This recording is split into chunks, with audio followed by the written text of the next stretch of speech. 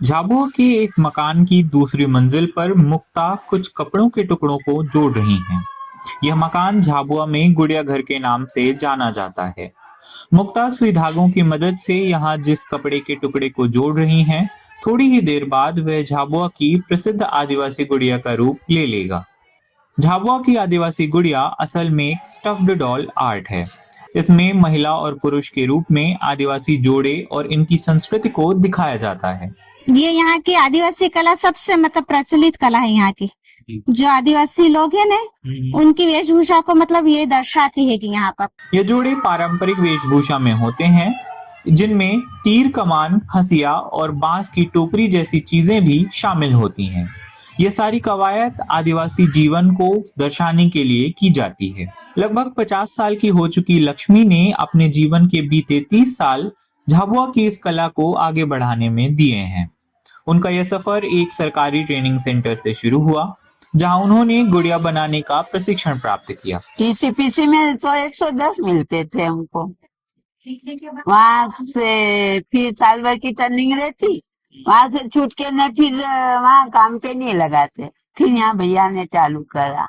अच्छा। हाँ, ये भैया के पिताजी थे, वो वहाँ पे तनख्वाह देते थे, तो उन्होंने बाया को लाए थे। जब मैं नहीं थी, मैं ट्रेनिंग पूरी होने के बाद यहाँ बीते 30 सालों में उन्होंने न सिर्फ कई गुड़िया बनाई, बल्कि अन्य लोगों को यह गुड़िया बनाना सिखाया भी है। सबसे पहले मैंने यहाँ पर इन्होंने सिखाया मुझे।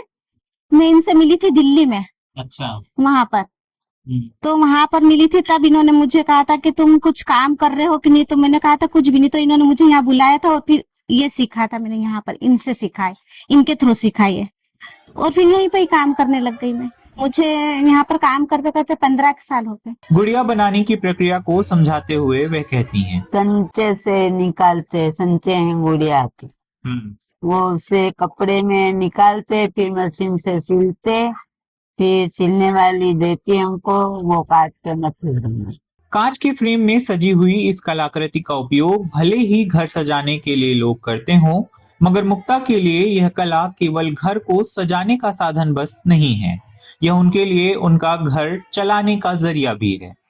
मुक्ता शारीरिक दिव्यांगता का शिकार हैं, मगर इस कला के माध्यम से वह आत्मनिर्भर बन रही हैं। जैसे मान लीजिए कि अगर ये काम नहीं कर रही होती तो क्या कर रही होती? घर बैठते, घर रहती हैं आप। गुड़िया की इस कला ने न सिर्फ इसके कलाकारों बल्कि झाबुआ को भी पहचान दिलवाई, मगर भारती गिदवानी कहती हैं कि इससे नाम भले ही खूब मिला हो, मगर कमाई नाम मात्र की ही है। वह कहती हैं कि इस कला को आगे बढ़ाने के लिए सरकार ने कोई भी सहयोग नहीं दिया है। हालांकि 1 वर्ष पहले ही इस कला से जुड़े हुए रमेश परमार और उनकी पत्नी शांति परमार को पद्मश्री से नवाजा गया था, मगर इससे भी बाकी कलाकारों की मुश्किलें कम नहीं हुई हैं। यूं तो यह गुड़िया इंदौर, भोपाल और दिल्ली में बेची जाती है, मगर फिर भी इस कला का कोई खास बाजार नहीं है। यहाँ के कलाकारों का कहना है कि महंगाई बढ़ने से कच्चे माल की कीमत में इजाफा हुआ है। ऐसे में सरकार यदि इन्हें बेचने के लिए कोई बड़ा बाजार तैयार नहीं करती है, तो आगे इस कला को बचाना मुश्किल हो जाएगा।